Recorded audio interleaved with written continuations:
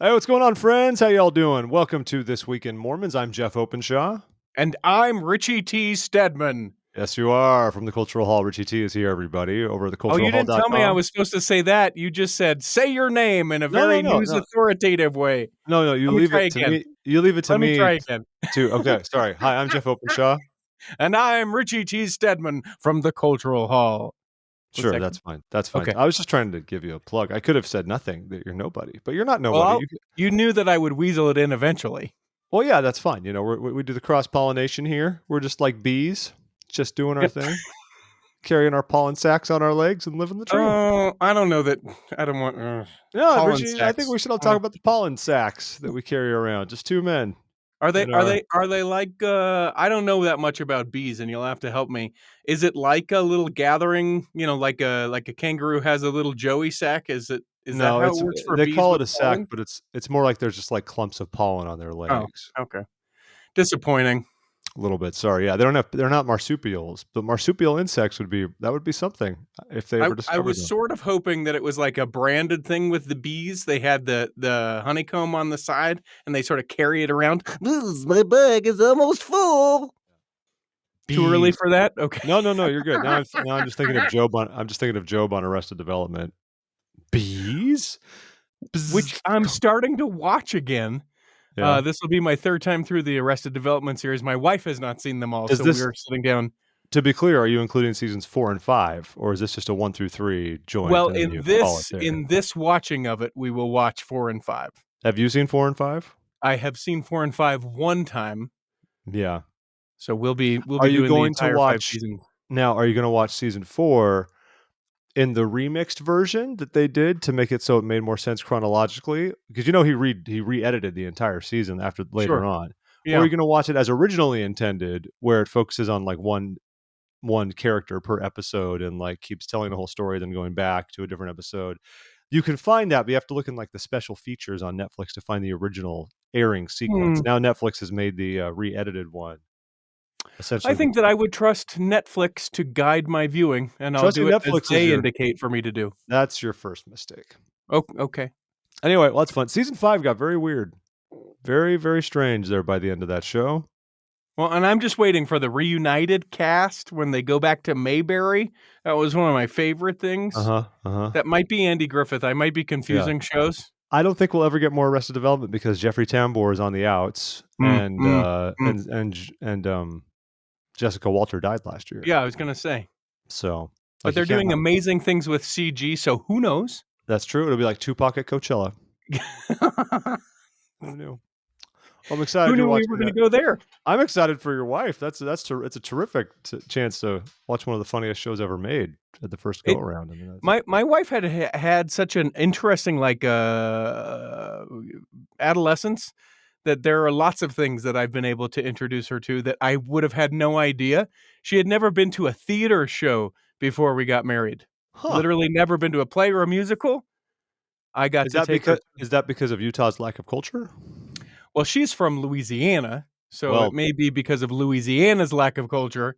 But she was kind of raised in the country, and so all of her time was spent. Her mom trained horses, and so they every weekend or free moment would be out in the pasture with horses. So she didn't get a lot of play time, pun intended. Oh, well, this is just bucolic then. Good for her. Now that she's what a beautiful setting you've. And it wasn't until she was the age of 30 that we went to Disneyland. So her first trip to Disneyland was as a 30-year-old adult. And that was a fun experience as well. All right, that'll be a road we can't go down because as one who grew up right nearby Disneyland, I've not been for a long time and it saddens me. But why don't you go? We just don't go when I'm home. I don't know. It's expensive. It's permanently crowded now. There used to be an off season where you could go in the early spring or late when nobody would be there. It'd be awesome. You could walk on stuff all day. It was those days are gone. Those days are completely gone. I even caught wind yesterday that Disney has changed their policy. When I was in high school, I was in the band. I was in the marching band. And of course you were. And all that. Yep, bando. Tuba? No, saxophone. Oh, and of course. Saxophone, the one instrument that can work in a marching band but does not belong in an orchestra, like ever. But they can't tell the kids, like, well, we got nothing for you, so we're just gonna have random sax parts as part of this orchestra. So as a thing we would do every year, though, Disney for a long, I don't know the name of the program, but they would invite like high school marching bands and others Yeah. would come and perform and march down the parade route and stuff. And it's a really fun experience. And then as part of doing that, you get to stay at the park all day and have like a free day at Disneyland. This was a Yeah. normal thing for me growing up. Every year we'd get to go and do our Disneyland day. I'd get a day out of school to do this. It was great. So just recently, like I think within the past week or so, Disney has now changed its policy where they still want you to come and perform, but they're offering discounted tickets for you to enter the parks afterwards. They're making you pay, and you can't participate unless you pay to buy a ticket to enter the park at the same time. So now they're forcing schools, underfunded schools, if they want to do this, and marching bands have hundreds of people, to somehow get the money to cover the $100+ to let your kid go to the park for a day. I think it's a pretty messed up move. I think it's indicative of Bob Chapek, the current CEO, just desiring Thanks a lot, Bob. Bob wants to squeeze every last nickel out of everyone before he dies. And for some reason, he doesn't get the memo because Disney's stock price has gone down by a third probably since his leadership. I don't know. So, well, that affects the church because we own Disney. I know. So don't go, people. Vote with your wallets. You're also at the age too where if you took your kids, you'd be the dad in the park who's like, "We're staying here all day. You be happy and you're going to enjoy it." Yeah, like, right? That's the age of kids that you have. I'd You're fully sitting admit with one frustrated kid that's all red and, too fussy to even ever be tempered. And you or your spouse has to stay with that kid while the other ones kind of enjoy the park. And then you just all end up being mad at each other. Yeah. And I fully admit it's like I want them to have the magic I did of being a casual visitor growing up when it was okay to go for a couple hours on a weeknight, hit some rides, and have a great time. But that doesn't exist for me now. So it's like the pressure of having to go there and make the visit count and not get stuck in a massive crowded day with huge lines that kids don't want to wait. Like what good is my kid going to do if he's standing in line for an hour for some ride? They're going to freak out. They're not going to have a good time at all. So what's the point? Would you like a hot take? Oh, I would love a hot take. Disney something in Texas. You mean like they should build a Disney park in Texas? Yeah. I'm pretty sure it's been discussed at some point, but I don't think they'll do it. Why not? If they can make billions of dollars at another place and lessen the crowd on the West Coast and on the East Coast, why wouldn't they do it? You are assuming they want to lessen the crowds. You see, this is a supply and demand thing. This is some market economics at play. The people are still coming despite the price increases, the crowd, the inconveniences, all those sorts of things. The people are still coming. Only until people stop showing up because it becomes too much to bear will they act in a different way. But Disney seems intent on catering only to upper income crowds at this point, and it's not hurting them so far. The Texas thing, I don't think they have any incentive to like thin out the herd, so to speak. And when they built the parks in Florida, it was deliberately to kind of capture the eastern half of the country while Disneyland captures the western half. And if you put a park in Texas, well, that's the dividing line right there. So then what happens? I don't think. Well, and it'd be bigger in Texas because Texas. That'd be massive. Well, this was a fun digression. I enjoyed it, everyone. Thanks, everybody. It was great to see you again, Jeff. If anyone, all these people who host, Disney podcasts, if you want me as a guest, happy to show up. Though I'm not like that hardcore of a person. Like I don't own any Disney paraphernalia or anything. I see no antique posters in the back of your video. No, though if you did look right behind my head, I do have a book that has poster art from the Disney parks. You know how they have those cool, you can't design posters for the rides? I do have a book that celebrates the poster arts from the parks. That's about it, though. That's all I've got. Okay. So I'm not one of those guys. I don't go every year. There's people who do this. They go to Florida every single year. That's their vacation. They take their family to Disney World every year. Well, there's the people that have like the pass, like the pass of all passes or whatever they call it at Disney, and they go enough times to justify the cost of that, even though they don't even live in the same state. They've also changed the pass structure quite a bit now as well. That's another area of anger from people, but we'll spare everyone that.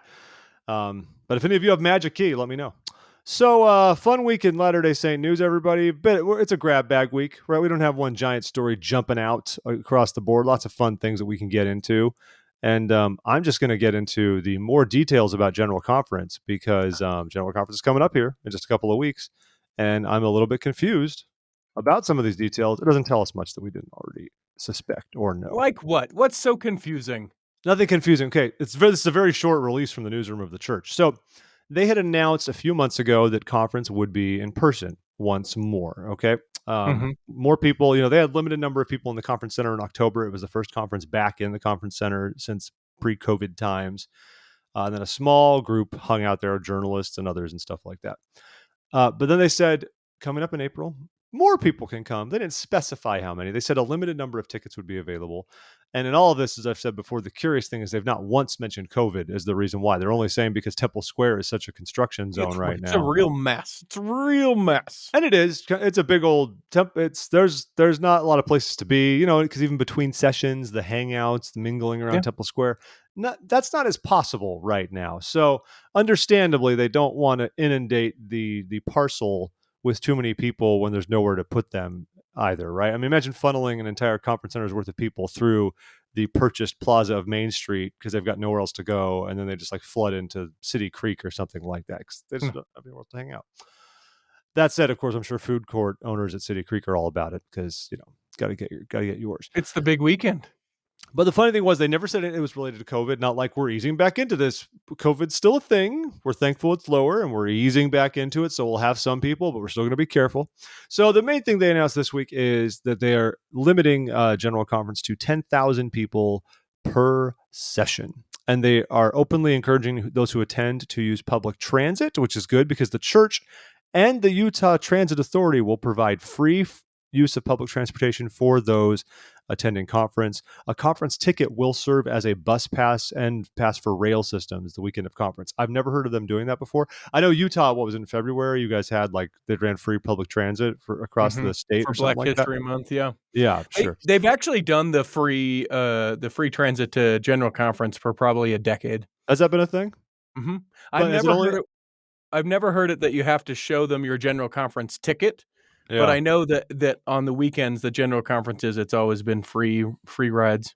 And has it only been localized? I mean, they're basically saying it's through UTA and you can use free public transit. I'm assuming this means that if you're down in Utah County or even up in Davis County, you could ride Front Runner and go and do it that whole way. And that's the whole thing's been available, huh? Yeah. And what they're trying to do is say, hey guys, remember, we could actually use this transit thing, please. We really, guys, you got out of the habit of doing it with COVID. Can you please ride our transit so that we can continue to have this system? And the church is like, let's do that.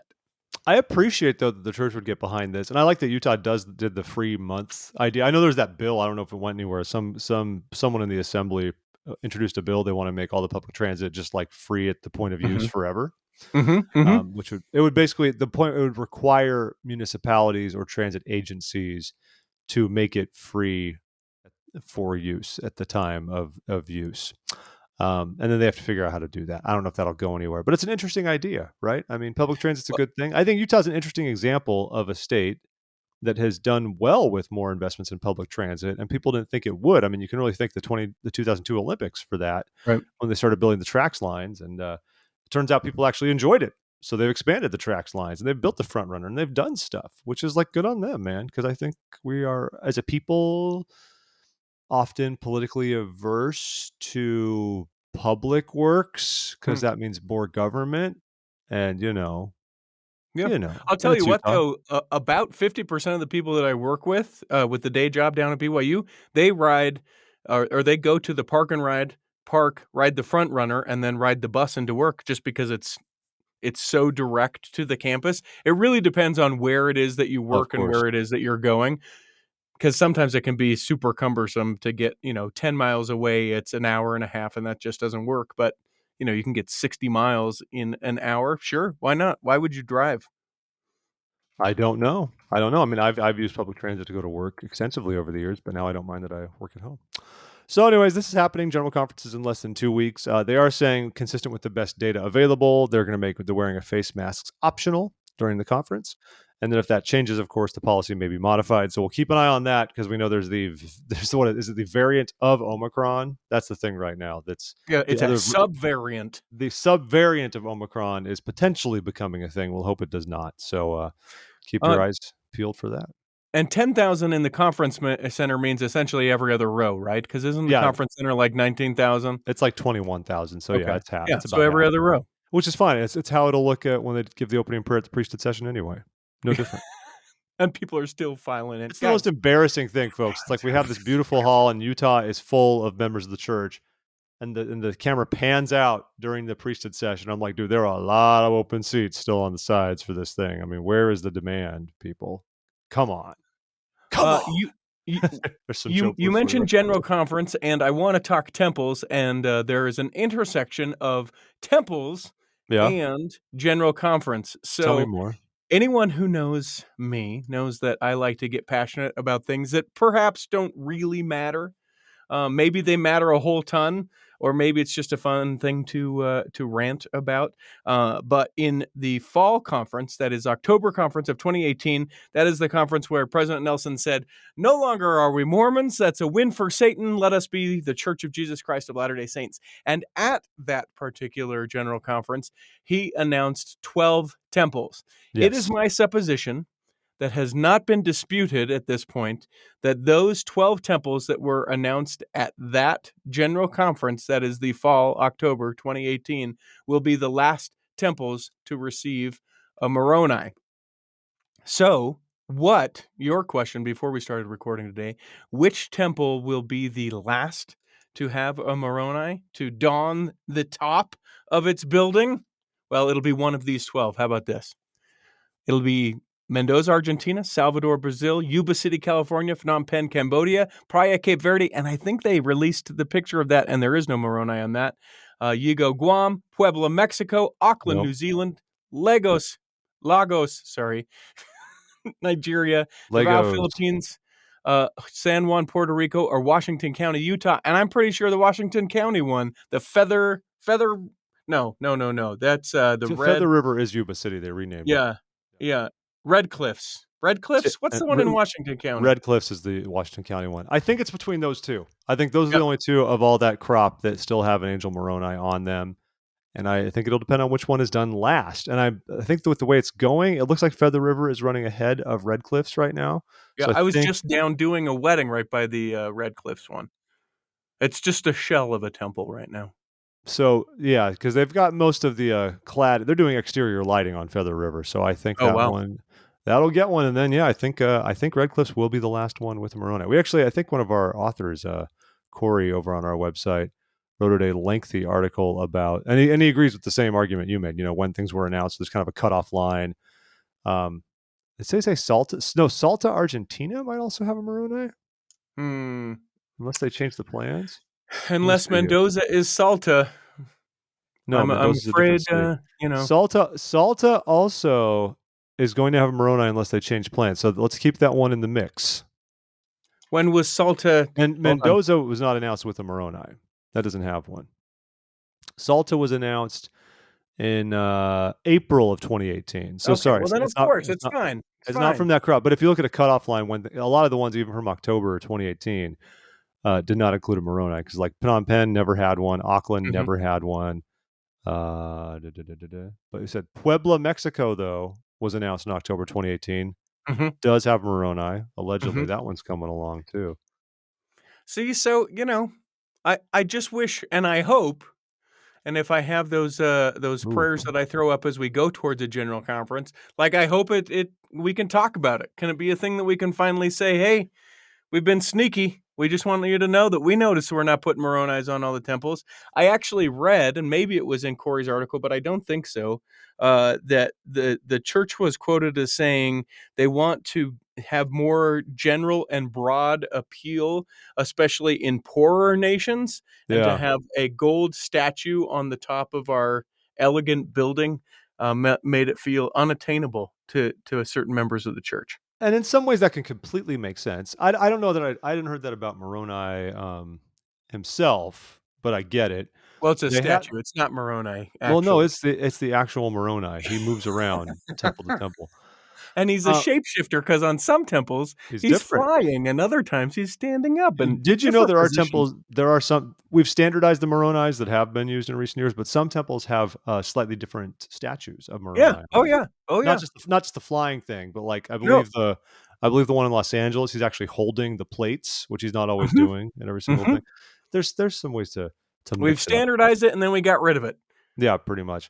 So we'll see. I get that, but the thing I've heard is, of course, that they've wanted to make temples more architecturally representative of the area they're in. Not just the style, which I appreciate that when they've made some like Tijuana and the one in Pueblo, like they actually have Spanish Baroque elements, but also not to be I'm not going to say ostentatious, but far too elegant of a building. And I think this is really well exemplified if you look at the temples in like Haiti and the one in Kinshasa and the DRC. Beautiful, but very, very, very simple buildings. Like it reminds you of when they built the temple in Freiburg, Germany, which was then communist East Germany. A very simple, straightforward building to get the work done, not to be anything bigger than that. And I could also see that. So imagine if you're building something that looks like the San Diego Temple in a developing country. It's like, hello, here we are, prosperity doctrine. Anybody? Yeah. Insensitive at the very least. But I don't know about the argument about not doing Moroni in certain areas, because it's like there's all these newer temples going up with no Moroni. Like they're building a temple in my mostly native Yorba Linda, California. Yorba Linda has one of the highest income levels in the country, and they're not suffering for money there. That's because it's the argument that I've maintained that I just wish we would talk about at General Conference. It's not Moroni's church. That's why we're not doing it anymore. It is weird to me they're cagey about this, because I know journalists have asked here and there in the temple department. Everyone just kind of lets it glance off their shoulder and doesn't engage. And that makes it so weird to me. Like, why can't you just talk about this openly? Is there some weird big secret about it? I don't think there is. I don't understand. Just from the simple point of curiosity as a member of the church. They have said a few things. They have said that we've gotten in the habit of expecting Moronis when it wasn't always the case to have the angel Moroni on a temple. And then it kind of became more normalized like in the 80s and 90s, and we started building a lot more temples. And then we even added it to pre-existing temples like Provo. So maybe we just got used to it. The church is trying to say this wasn't always the thing. So it doesn't. Well, it got to be the big ceremony, right? It's like, that was the big. There was the groundbreaking that was huge, and then the hundreds of people, especially the temples here in Utah, when they would put the Moroni on the temple, hundreds of people would gather to watch the angel Moroni hoisted to the top of the temple. Yeah. And then they just did it this past week in Layton. And that was kind of what stimulated this entire discussion. Yeah, they gathered in Layton. They had the crane. Everyone stood out there and clapped and yay, and got so happy. I wonder if, and wander down this road with me for 2 seconds, isn't it part of, and were you taught this growing up, out in the mission field, about how Moroni would beckon, with the call of the trumpet, the second coming of the Savior. Like that's the whole point. Yeah. And so that on his buildings it would obviously be kind of the physical moniker and welcoming of the Savior to the temple, and maybe people aren't ready to let go of that. Maybe we're not. I also think part of it is not just the not being too pijo, as we said in Spanish, like not putting off an impression of wealth or niceness with a gold leaf statue, but also it's just our move to move away from anything that is not Christ-centered. Period. I think which it does intrigue me that we haven't gone to the length to axe the Moroni on some other existing temples. They did in some. I think the temple in Thailand was going to have a Moroni, and then they took it out of the plans. That's the only one I can think of where that was the case. But elsewhere, they've just kept it for some reason. President Nelson's kind of let it slide. Who knows why the couple of them. Because it was before he said no more. Yeah, but it's funny though. If we're talking very clearly from October, if you're talking October, October is when they said, the name of the church, all that stuff, that still gives you Puebla, Mexico, Feather River, California as ones that will have Moroni, and Red Cliffs, ones that will have Moroni. They were announced after that line in the sand, but they will keep Moroni for some reason. But I have to imagine it's that. I mean, think about it. Like we changed, that we even got rid of the famous, Moroni statue in the Gospel Library app. It was the same, the silhouette. Like obviously, we're just moving away from the imagery in general. Sorry, and that's Moroni. Probably just part of it. Yeah, sorry, Moroni. So that's fun. Another other temple news, by the way, the church presidency has announced that temples are going to gradually return to normal operations. We're back to it. So that you might remember, as I'm sure you've seen in most of your congregations, COVID is effectively over, apparently. And it's been over here for a long time. I think this has been kind of a funny whirlwind for a lot of people. It's like, we've talked about it before. It just kind of cracks me up. Like in a matter of a week, the whole church was like, "All right, it's done." And Yeah, I'm even though tired of that. Take the this off. the immunocompromised and others are like, "Guys, still a problem." So, but they said, at the time that temples still had to maintain some of the criteria for COVID because it's a largely elderly population helping staff the temple. Sure. Closer confines, all that. So they were still limiting the number of people. Some temples have limited session capacity to like 30% of room capacity, masks required, all that kind of stuff. And they said at a later date, we'll revisit that. We might be approaching that later date. In a letter dated March 15th from the First Presidency, they said now that more people are immunized, we are pleased to announce that temples throughout the world will gradually return to more normal operations, including the elimination of face masks and capacity restrictions. Obviously, this will be done, I think, on a region by region, case by case basis in concert with the temple department. But it's happening, people. They're going to move to phase 5, which doesn't officially exist, but that's what I'm sticking with. Phase 5. And Move that really just forward. means things will just be, back to normal. And Well, and with it, you get your temple back. When does that open house start in DC? Pretty quick here, right? End of next month, we finally do the DC open house. About bloody time, man. How many sessions do you have to be a part of? Because I imagine that you, the members of the church out there, are like, listen, it's all hands on deck. We're doing a 4-month open house. They have not actually reached out to us specifically for much staffing. They had volunteer lists, but Mhm. it is interesting the difference because, like, when they did the Newport Beach Temple in Orange County, our stake was clearly tasked with certain things. I mean, there was a lot of organized outreach to ask us to help out and do certain things to help out with the open house. Haven't really felt that this time around. They've said they've had some online links where you can just like put your name in to help out, but I think the demand has been so robust to be a part of it that Mm. there wasn't really an opportunity to do much else. Like the only thing left was like handling parking, just like waving a baton to wave people in. They need somebody to do that. I'm like, I'm not doing that, people. No way. You want me to give a guided tour? That's who I am. Yeah. Come on. Which they Don't probably limit would. me. Don't limit my potential. They'd probably limit me because of the beard, though, and just say, Mm. I don't know if you're on board. So No, we're no, excited for that. I will. It's really funny to me the more people I talk to in my ward, stake leaders and others, how like everyone will say like, well, of course we're rededicating the temple, late this summer, and then almost immediately when anyone says that, they all go like, haha, like, okay, we hope, an eye yeah. roll, and basically an expectation that Salt Lake is going to tell us, actually, we're pushing this back into November now because they've done it so many times. Exciting Will, stuff, though. Very, very will excited it to be have the this first open. time for you and your kids to go to a temple, or have they been to a temple before? I took my youngest to the Philadelphia open house. Cool.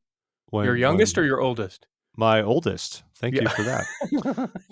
I was gonna say, all right, older kids, I'm gonna task myself with taking he the was youngest of you to the he temple. yeah, he was a year and a half old or something like that, and so we didn't have any others at that point, and he was a cute little dude going in front. He didn't remember it at all. Of course, I was actually showing him pictures of that experience, and of course, he tells me, he's like, "I think I remember some stuff." I'm like, "Sure you do, buddy. I'm sure you Mhm. remember when you were a year and a half old." That's a gorgeous temple for anyone who hasn't ever been to the Philadelphia temple, Yeah, 'cause you have I don't remember the name of, I think it's a Catholic church that's just on the other side of the freeway there, there's a and basilica right nearby. yeah, Yeah, yeah, yes. Oh my gosh. It's fun. It's fun. It's also, it's on qu Logan, and a that's quick note, no security at the, Philadelphia temple grounds. I went there in the visitor center, it was open, but nobody was there. I had to use the bathroom. I was out wandering the town and I was like, "Oh, cool, the temple's right here." And went into the visitor center and wanted to chat with people and ask them questions and used the restroom, and then wandered the entire building and found no one for almost a half an hour. that's And I weird. never did find anybody, but then I just left. And it's an interesting visitor center because they kind of just wedge this little 2-story building, like just kind of up against the wall, like next to the temple. It's great though. I think the church had such a coup in terms of getting the site that they did for the temple right there off Logan Square in downtown, in city center Philadelphia. Like you said, it's right by the Cathedral of St. Peter's and St. Paul, this beautiful Mhm. Catholic structure. Logan Square is this iconic center of the city, and just right there, kitty corner from it, boom, there's a temple just hanging out. Well It's pretty well, cool. and don't forget the thing that probably most people would go to do there, the steps that you can run so you can be like Reading Market. Rocky. You can keep You going up run up the Benjamin Franklin Parkway and get up to the museum. Yeah. which is a great museum. If you haven't been, fantastic museum, the Philadelphia Museum of Art. It's incredible. They've spared no expense. The ability to get you to digress is something I take great pride in. Well, I could do this like articles of news where you blast through like 40 news stories and give each one a minute and a half. This happened, Well, this happened, listen, this happened, this happened, listen, this it's just, happened. it's just a different take on it. A lot of times when we do the articles of news, we just want people to know, hey, you know what? This happened. Let's move along. Is that Yeah, I'm all happening? fine. We can move along. The point is, your temple might return to normal operations, people. That might happen. Maybe. Who knows? Someday. In the last bit of temple news, let's go hear the turn of several dozen shovelfuls of dirt. I loved how this story started. On Saturday, March 19th, signaled the beginning of construction of the Freetown Sierra Leone temple, the country's first temple. Mm-hmm. Pretty cool. Well, When you and if we're following your style, that's all we say about it, right? That's it. Yeah, we say, yeah, lots of members of the church. Then we sort of flash forward down to the end of it where we say, oh, there are 22,000 members of the church in Sierra Leone and 79 congregations. Which is pretty impressive, honestly, for the church's young history there. It's huge. My bishop is So from Sierra Leone, so it's get kind of out. cool. Yeah. That So is it's cool. A lifetime member of the church from Sierra Leone? a convert from the church in his late youth, kind of maybe early 20s. No, he was a convert. He went on a mission, though, to Kenya at the time. He was one of the first outsiders to serve in Kenya. He wasn't from the country. Very Wow. cool guy. And this has been a lot of fun for him ever since they announced the temple there and watching him track that, because obviously he still has plenty of family there. And um, so very dear. Not that I've been to Sierra Leone, but since I have that one little relationship to the country, it's been fun seeing them get this little blessing. He's known where the temple's going to be for a long time. For Sure. example, he's an insider. It's like, it's going to be right by the embassy, U.S. embassy. I promise. I'm like, all right. Would You you do ever you. travel like to a Sierra Leone or like to a place that you have maybe never been before or have only been a time to go to a temple dedication? I was about to Is say, that your jam? if you didn't have the qualifier of temple, I was going to say, well, yes, Richie, that's the point of travel, to go to a place I've never been Yeah. But experience the it. Yeah. temple part, like, would you travel for a temple? Is my question. I think more it's like, if the place has a temple, I would want to try to check it out and do work Sure. there. But I'm trying to think if there are any temples that would be so important I would make that the trip. Hmm. I don't know if I'd be that guy. No. Included if it's around, yes. But I'm not going to get on a plane and be like, guys, I really need to go to the Stockholm, Sweden temple. I don't even Hmm. care about Stockholm. I just want to go to the temple there. Hmm. What about you? Is that your jam? Well, You want to? I mean, I'm thinking, like this summer when the Helena Temple gets dedicated, like we're doing that because I got some family up there, but we're gonna go strictly when we're going so that we can be there for the dedication. And that's cool, and that works. So we got family there. It makes Right. it makes sense. And when you're in somewhere like the Intermountain West, I mean, I think that's a little bit more. I'd be more inclined if I were somewhere like Utah. I'd be like, oh yeah, man, we're getting a new temple down there in Ephraim. Let's go. Yeah, Let's go down there to Snow College, folks. They got a McDonald's. It's gonna be hot. Let's but do I this. am the guy. I am the guy that if I'm in like Chicago and I don't have a car, that I get a lift and go all the way out to the Chicago Temple because I want to see it because I'm in Chicago. Yeah, and I'm in the same boat. Like, if there's a temple around, I want to check it out. We were in St. Louis a couple of years ago. No time to do a session or anything, but yeah, we drove out and checked out the temple site in St. Louis before flying out, because I just wanted to see Hmm. it and enjoy it. Yeah, Nothing Kona, wrong with it. Hawaii. We did that too. That was kind of fun. We're driving Nothing. down the main drag in Hawaii, and you're like, "What the? That's a little temple there on the side of the road." It is. It's a little mini one. I'm surprised. We predicted a temple in Maui, I think, our last time around. Did not transpire, of course. But I wonder It's if coming. Hawaii is due for another temple at this point. They It just have is. Laie and then the one down in Kona. Gotta have more faith, people. Come on. Well, and now you get since the Hawaii mission was divided into two missions. Now you can do it. Yeah, more. One thing I love about missions. Let's talk digressions. You love digressions, real Yeah, quick. bring it. Missions are interesting to me only in that mission boundaries do not always correspond with stake boundaries, especially in places where it's less important. Somewhere where stakes are maybe denser, like in the Western Hmm. United States. But you can go to a lot like foreign countries. I know that my nephew was just called to Portugal on his mission, for example.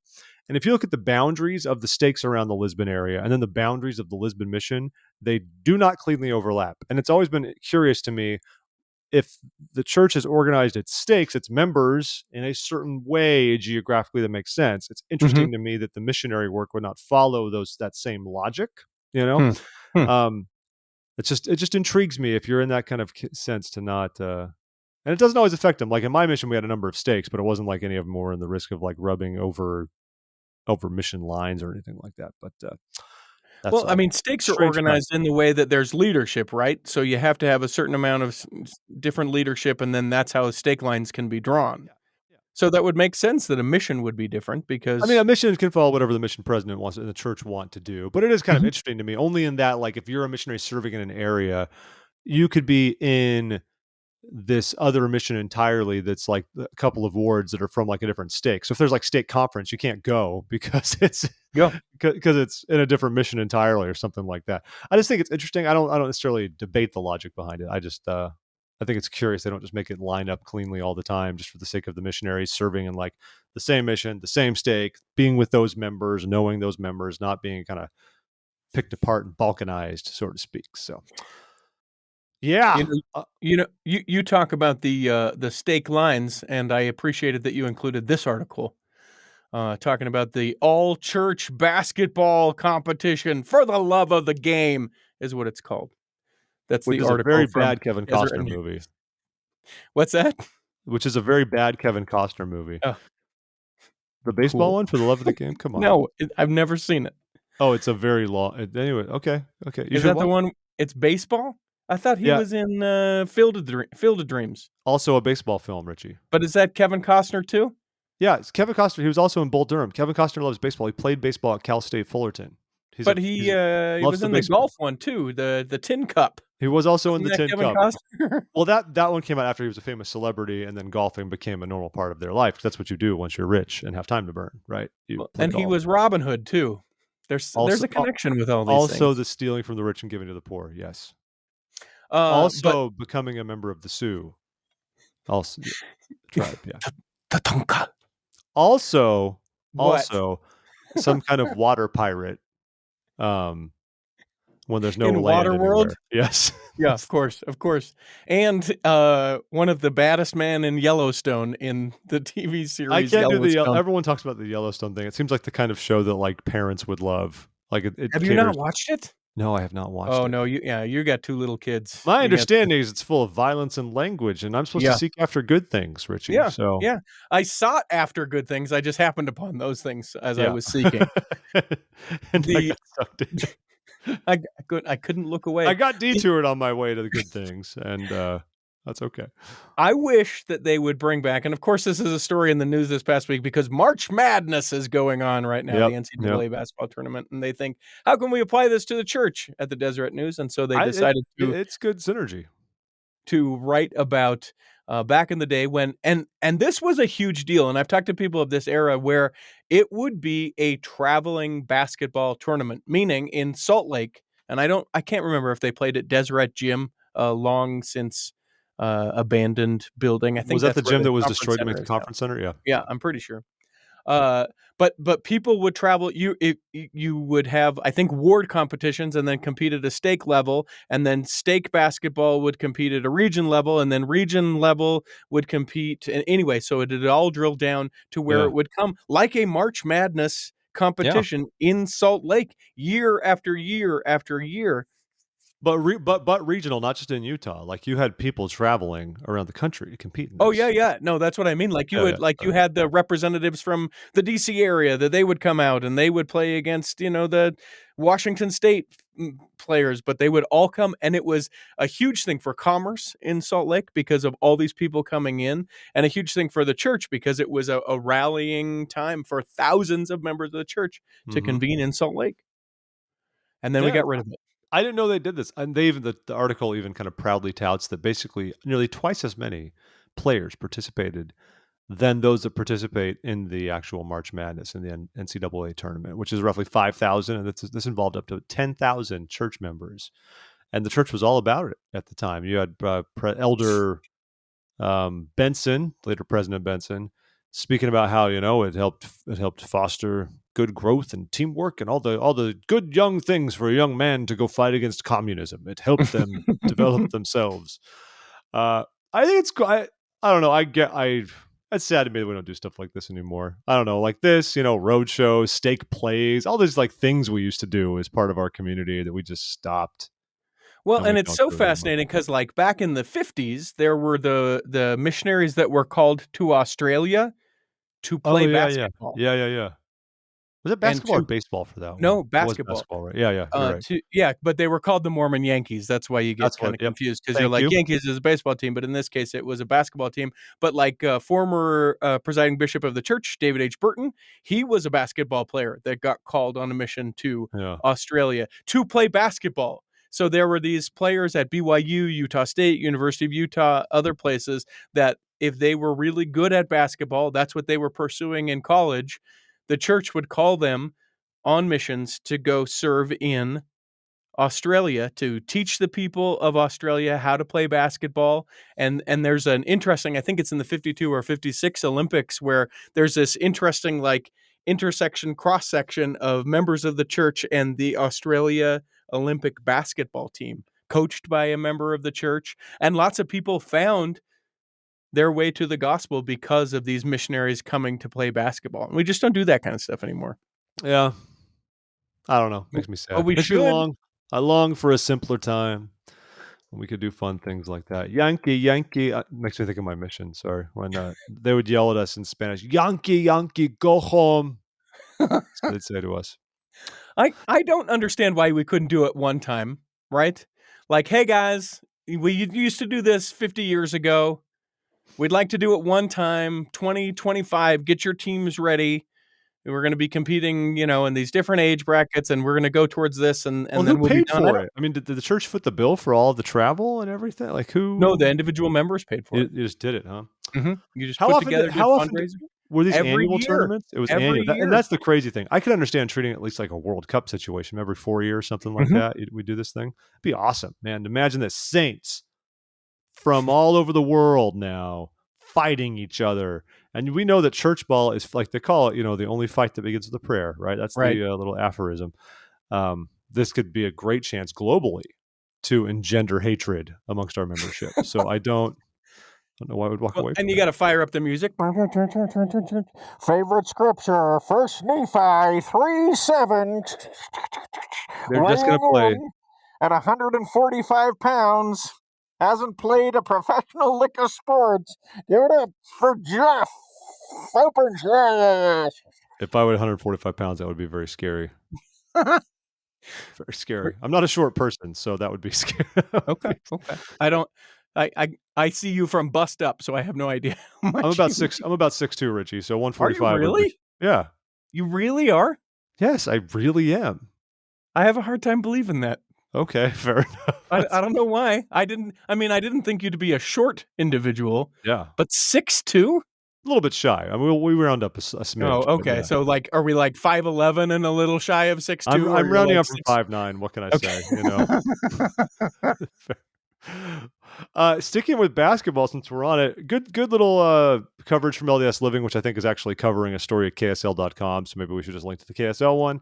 But Shawn Bradley, the famous former NBA player, was in a biking accident earlier this year, or I guess last year, that Mhm. left him paralyzed from his rib cage down. That's like crazy accident. Famous basketball player, and Shawn Bradley is famously a huge person, 7'6". And he's not rounding up. He's actually 7'6". Yes, Yep. precisely. And now he's paralyzed from the rib cage down, which is just, I can't imagine enduring that. And so it's just kind of a nice rundown of his experiences, sort of positivity, humility. The humility angle was interesting to me because he said that like the doctors, the caregivers had to kind of rewrite the book to take care of him because of his size. Like they Mhm. couldn't just treat him normally. They had to make a lot of extra considerations. His wife kept sort of a happy journal, a positivity thing. And he mentions like, I can mope all day, but there's nothing to do. We're human. Like I'm not, you know, he could say he tried not to get angry, why me? He's like, I haven't been angry with God about this. It's not my relationship with him. It's more like, okay, if you ask me to do this, then just help me through it, which I think is an excellent way to look at things. Bad things happen. And do we spend our time saying, why me, and being mad about it? Or do we say, great, this is happening. Help me then. Help me. And God will help us get through things. I can't imagine the trial this is for his family and for the rest of his life. It's just crazy. But I appreciate his positivity and in the face of extreme adversity. I would have a hard time not being pretty mad if I lost my mobility like that. So good for him. As we talk about sports, the the article about BYU, we are not being investigated for I our know. relationship with Built Bar. That's such a weird headline. Tom Built Bar Holmo. They sponsored his middle name, and Kalani Built Bar Sataki, the football coach for Brigham Young University. They are not being investigated for their. Okay. I love that this is not a story. We just want to let everyone know this is not happening. It makes me think there's something happening. They literally wrote an entire story based off of the head of BYU Athletics, quickly, like saying in a quick aside, yeah, they're not looking into this.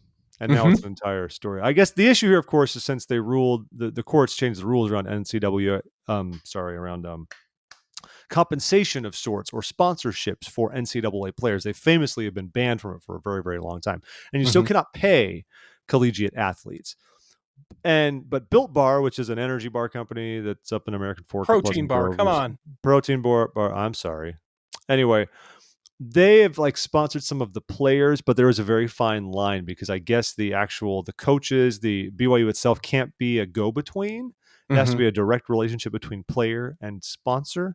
And this is kind of what they were getting at, that, has BYU violated any rules?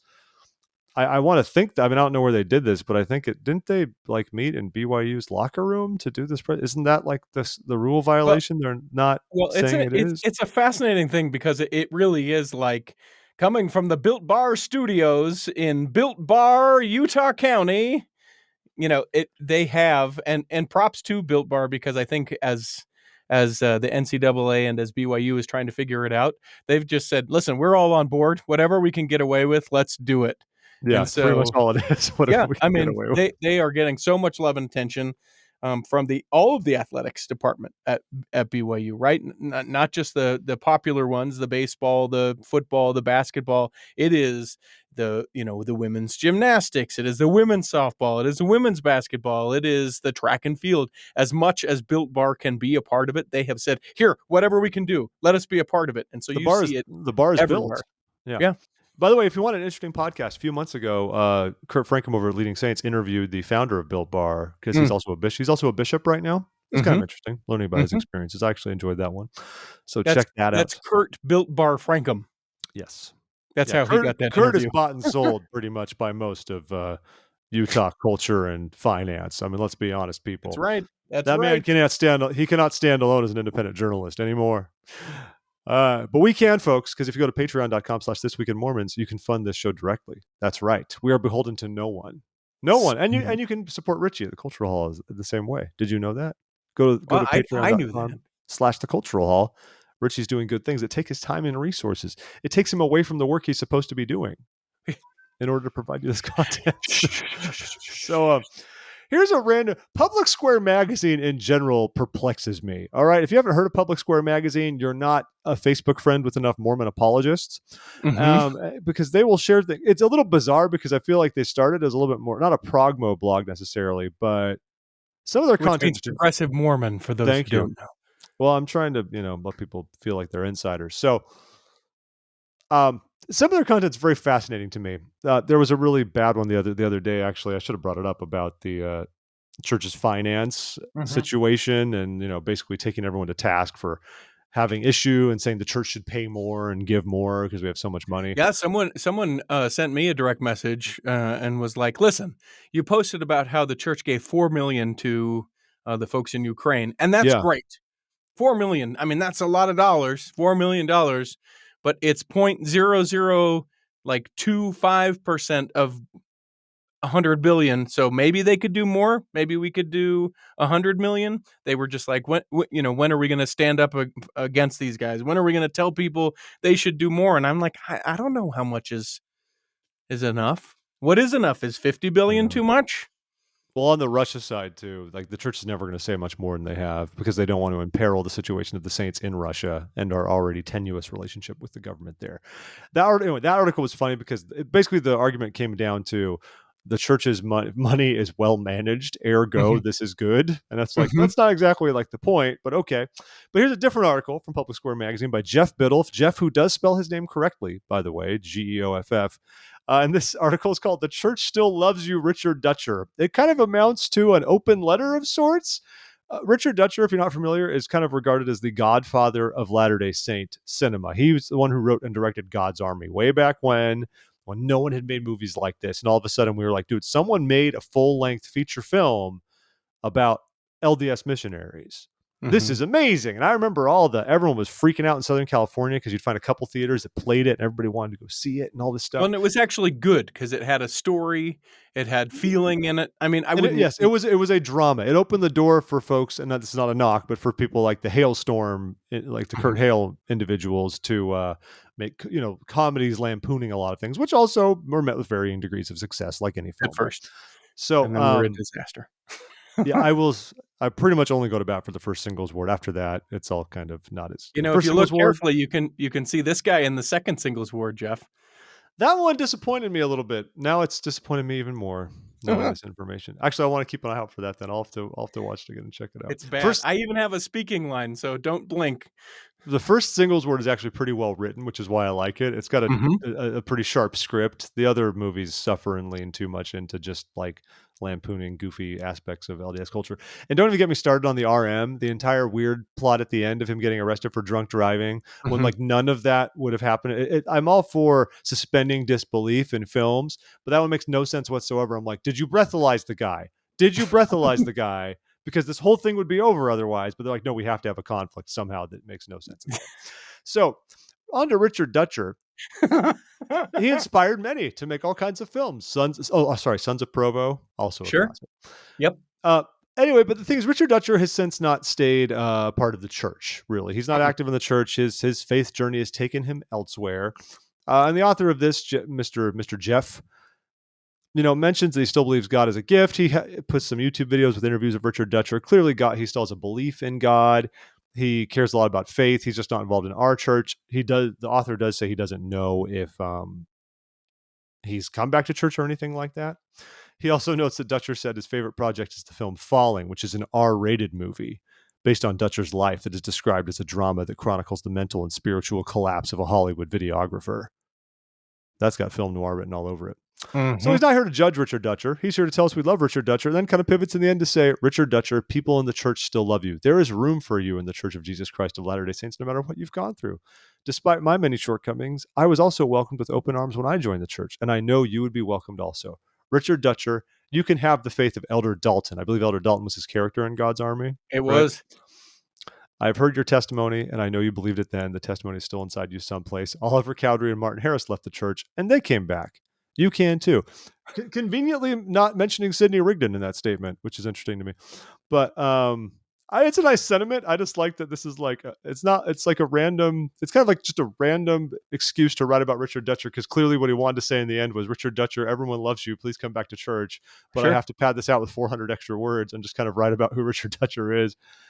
And, they just, please come back, Richard Dutcher. I think we should write this to all just prominent Latter-day Saint entertainers who are not here anymore. You could also pen one to Will Swenson. That's what I'm saying, Will Swenson. Sons of Provo and of Singles Ward. He's since left the church.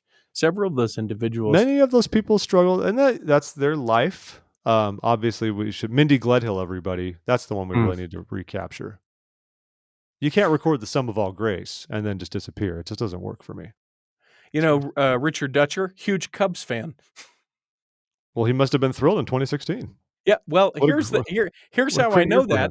I got super inundated with loving the Chicago Cubs in 2016 when they won the World Series, and Richard Dutcher and I hung out several times at sports bars watching the Division Series and then the World Series together. But did you invite him back to church? Did you tell him the church still loves him? Well, so this is true and real, and maybe you'll believe it, maybe you won't. But any of my friends who I know were members of the church and have subsequently left, at some point in my knowing them, I'll grab them by the hand, kind of the way that your grandma would grab you by the hand. So you got one, you're doing the handshake, but then you have the other hand on the other side, and you just sort of coddle the hand. Yeah. And I look at them in the eye, and I'm being serious. I do this to everyone that I know that at one time was a member of the church. And I say, as I look them in the eyes, and I say, hey, you know what? You're always welcome back. And if you ever need anything, let me know. And some of them think that it's very funny. I genuinely mean it, but it has become sort of a trademark thing that I do with anyone that I know was at one time a member of the church. that several people talk about the awkwardness of the, have you had the Richie handshake? The stare in the eye handshake? Mm-hmm. You're welcome back whenever. And if I can do anything, let me know. Well, the problem is it's become a joke now. So it's your way of like saying something sincere, but do you say it with a little bit of a wink in your eye, while you're doing it? Like you're always welcome back. Well, I say it with just enough sincerity that they feel it, but also just enough levity that it's not going to be awkward the next time I see them. Oh, that's exactly the approach I took on my mission. Like, you could get baptized. Just saying. Yep. And then they'd be like, "Dude, you have planted that seed. I am in. It's okay. We didn't baptize anybody in Spain. What am I talking about? Come on, don't be silly." That's a funny story, Richie. You like shared this. Get Richard article. Dutcher on. Let's talk to Richard Dutcher. We'll do it together. I'll get him. He's a Facebook friend of mine, Richard Dutcher. I'll reach out. Let's do this. Elder Holland went to West Point and dedicated a new chapel and talked to those that are protecting our freedoms. Now, here's the deal. I think it's cool. They got a new chapel there, dedicated. Super fun. You can read about it and the links in the show notes. Do you do links in the show notes? We do links in the show notes, always and forever. Yes. Yeah, so you guys can check that out and be able to see this service. Here is what I want to know about this story, though. And this is where maybe you and I differ. You would actually talk about like where the building is and what it means for those people to protect freedom. But the picture that's associated with the article, I can't get past. How he's like grabbing the guy. Yeah, it's Elder Holland, both hands behind the neck of a soldier, and they're really close to each other. The proximity of their faces to each other. Now, I'm not insinuating anything like that, but it is an uncomfortable looking picture to me that I don't understand why that picture is the way that it is. So you can check that out in the show notes. I actually thought the same thing when I saw this photo. I was like, "Ooh, that's a very like passionate." It looks like like a grandpa like grabbing his boy. Yeah. Maybe they like had a quick hug and then it's pulling out from the Could hug. Be. And then he's telling him kind things. But I also thought that it looked like maybe the soldier was crying a little bit, and so he was kind of like holding his head and just saying, "Oh, you're so great, and I love you," in the way that Elder Holland would. But there needs to be some context for the picture, because otherwise it is stop in your tracks. What is going on in this picture? Yeah, well, it does say, yeah, I'm with you on the emotion. I feel like if I zoom in, you can see a slight bit of glistening right near where the tear duct would be. Mm-hmm. Well, it does say he has an emotional talk with Cadet Brody Lowe. It does say he has an emotional talk with him. That's all we know. But I don't know if I got emotional with you that I would grab you by the back of your head and like and hold like you you're about close. to throw down. Get down there! Boom, boom. Did he? Was there any talk of musket fire since he was at the military academy? I did not read that. Fair. Your words, not mine, as that's my employer and not yours. You can go ahead and say that. Another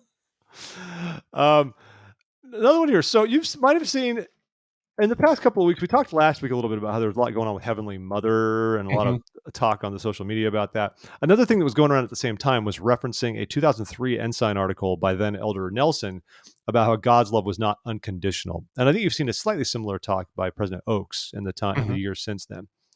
Over at By Common Consent, an article about the actual nature of what this means to call, they're asking, is God's love unconditional, grappling with the 20-year-old LDS conundrum. And I think this is interesting. For one, to be clear, the author basically says, President Nelson, you don't understand the meaning of the love in a scriptural sense. Okay, so take that as you will. But basically the idea is that in modern English, we say love is a type of emotion. I love my wife. I love my children. I love my dog. Love, this emotive thing. I express love to you. And therefore, when people see that President Elder Nelson would say that God's love was conditional, in fact, there's many on social media and elsewhere who have taken offense to this because they're like, well, what is this? For 20 years, we've had this doctrine out there, quote unquote, saying that God does not actually necessarily love me in the same way a parent loves me. Like his love is not unconditional. But the article makes a point to say that the translations of the word love from the scriptures, and Ben Spackman would vouch for this as well, is speaking more about divine love in the sense of covenantal loyalty is the way Ben Spackman puts it. And when you look at it in that sense, it might make a little more sense to say that, like, it means that God does love us in the emotive sense. Mm-hmm. But if we're talking about love from the scriptures, essentially saying, like, but he cannot bless us if we do not abide by his covenants and his rules. And that is what it's really saying in the scriptures. The problem is this has been sort of like we've removed that context because the scriptures will say God's love is essentially conditional. And there's instances where you can read it and it says it right there. But what it means is his blessings are conditional upon us doing our part. But then we've kind of removed that context and just said God's love is conditional and imported it into our modern day language. The author argues that President Nelson should have said, yes, God unconditionally loves you, but he doesn't unconditionally approve of your behavior or unconditionally bless you. It might be a reach to assume Elder Holland does not understand the distinction in those things. I don't know. I can't speak for any of that, but I do think it's a interesting thing to break out given the discussion here, and maybe understand that despite what that talk might have said, the scriptures are not saying God does not love you in a parental sense. It simply means he cannot approve or bless you if you do not abide by what he wants. I thought this was a good take, given the fact I've seen the old Ensign article going around. See, and my thought was just, how you have kids and you I love sure them, do. but Yeah. sometimes you don't like them very much. Yeah. Like, that's all I felt like that is, right? Like, sure, God loves all of us, but there's some of us he doesn't like very much. Okay. That's all. I think he even likes us pretty well. He just the different experience. Yes, there's times with your kids you want to strangle them, but there's a lot of times if you take a step back, I do try to think of the way God views me, and I really think God is like mad at me. I think God will experience disappointment in me, Sure. Yeah, he and doesn't just sort like you of very much. and just think like, oh Jeff, come on, buddy, like Yeah, come he on, loves you a ton. He just you doesn't can like do you very you much. can do better than this. I just never feel like he's saying he doesn't even like me in that instance. It's more like he's like, buddy, come on.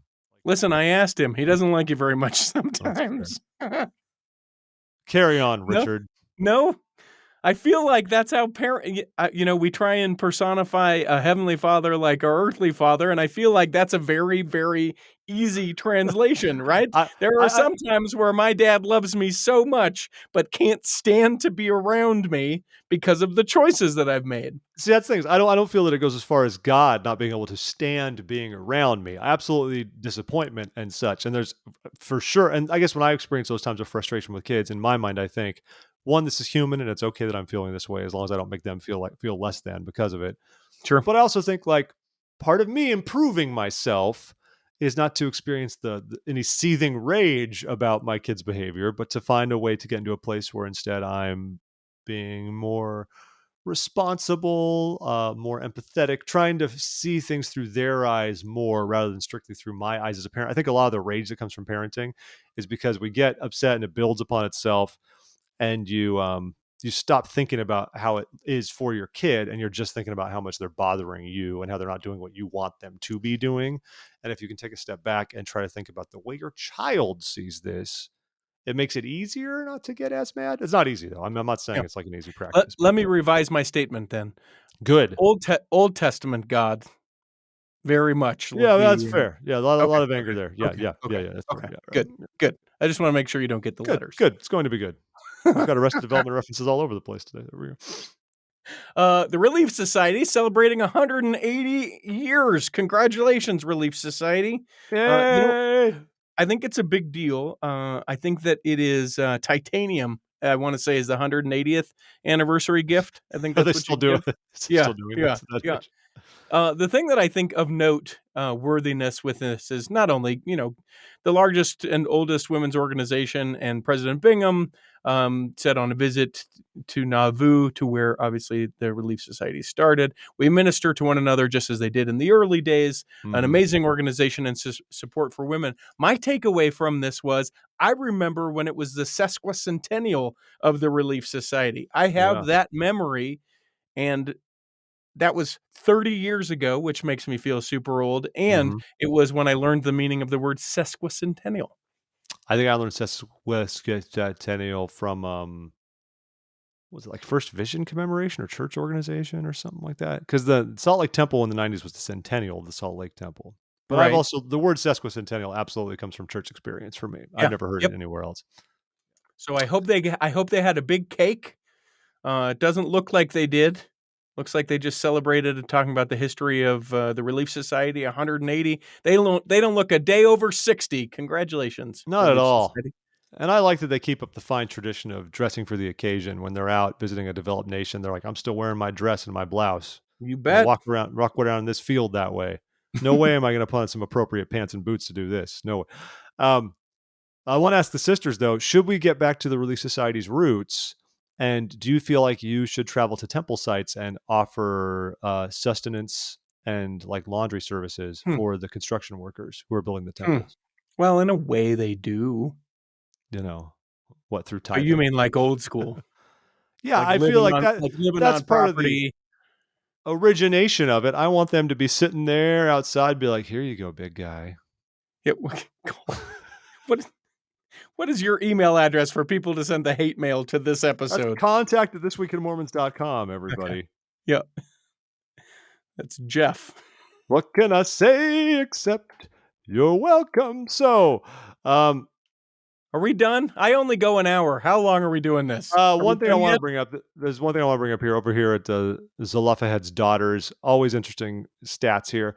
Decided to do a deep dive on the counts of name withheld articles in the Ensign or / Liahona over the past couple of years, and seeing if there's anything to it. So you can read, it's a long article, you can read all the details, but it's interesting because they broke out the nature of the articles, like the subject matter, whether it's an article about pornography, about unmarried sex, crime, bad thoughts, mental illness, divorce, and then trying to pick apart if the author was male or female, which you could usually do in most cases, and then finding 100% of the articles on abuse were written by women.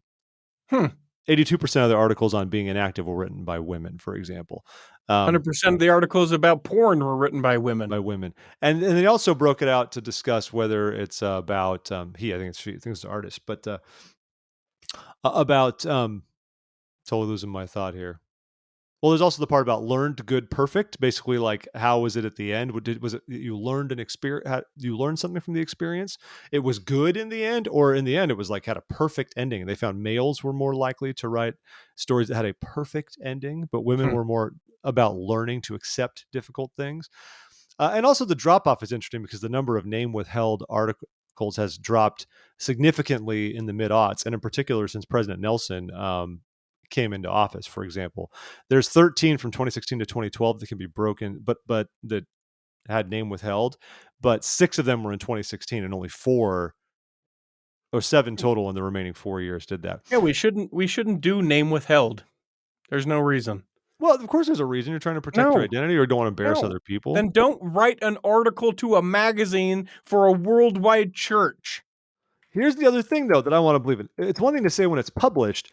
The Ensign, the Liahona, famously, they hold on to content for a long time. Like, if you write into them, they're not going to publish your stuff 2 months later or something like that. You might write something and they don't publish it for 10 years. Sure. This has absolutely happened. So, for all we know, so I'm saying, is it reflective of the times, right? Or is it all a delayed reflection of the times in a way? No, it is being a responsible, not journalist necessarily, but you put names to things.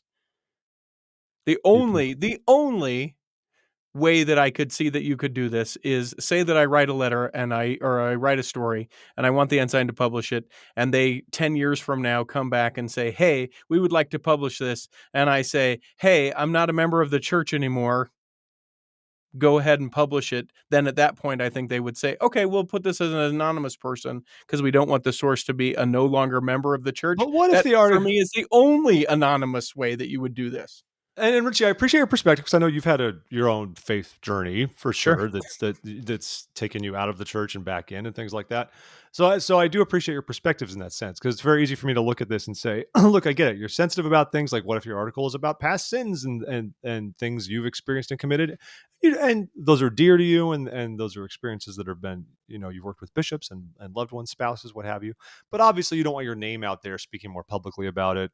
No, I can understand. If you're writing, I wholeheartedly disagree. If you are writing an article, sharing a story, how much more power does it have to be Jeff from Virginia? Hey, that's a real person that I could find, than anonymous. That's true. I don't know who said it, but there was someone who said that if I visit with my bishop and I can find my way back. No, Jeff in Virginia said that if I can visit with my bishop, I can find my way back. Completely different. That's true. I mean, I'll give you that. Do you think this falls in line with the same idea of, like, I've long believed we should be a little more open with each other in like elders quorum lessons and things like Yes. that. Like, Yes. if brethren in your ward are struggling with things that might be serious, there's a line where it should go to a bishop, but like I've rarely been in a lesson. I've been in lessons when some guy actually says like I struggled with like porn for a long time. Like this is a hard thing for Yeah. me to work through, and it gives you whiplash because we keep these things so buttoned up and bottled up because they are private. But I think sometimes there is value in us being a little more public with some of in the appropriate setting and context, Yeah. but being more public with what we go through because it can help others know that it's real. For one, like yeah, we all go through stuff. Like it's easy to look at everyone and say, oh, they're all so much better than me. I am weak. I sin. I know the rest of the quorum doesn't sin. They're also good, right? It'd be helpful.